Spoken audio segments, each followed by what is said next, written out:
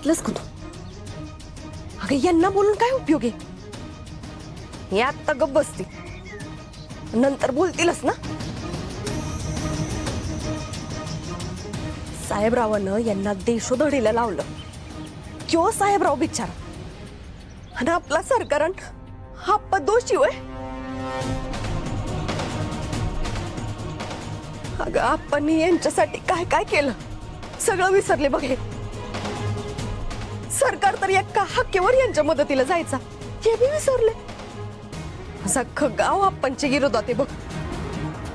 आणि हे सगळं ना त्या सानिकाचा प्लॅन आहे.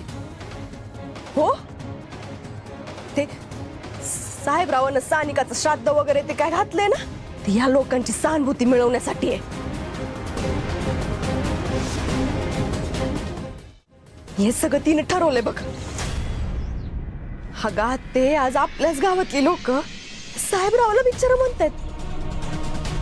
आणि सानिका आहे ना, ती आप्पा आणि सरकारच्या जीवाचं बरं वाईट झाल्याशिवाय गप्प बसणार नाही बघ.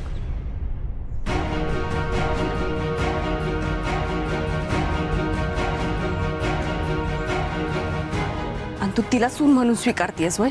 नाही. आता काय बी झालं, कोणी किती बी बोललं ना, तरी त्या पोरीला मी माझ्या घराचा उंबरा ओलांडू देणार नाही. ज्या पोरीमुळं माझ्या पोराचा जीव धोक्यात आहे, ज्या पोरीमुळं माझ्या नवऱ्याच्या डोळ्यात पाणी आलं, अख्खं गाव त्याच्या विरोधात बोलायला लागलं, त्या पोरीला माझ्या घरात येऊच देणार नाही मी.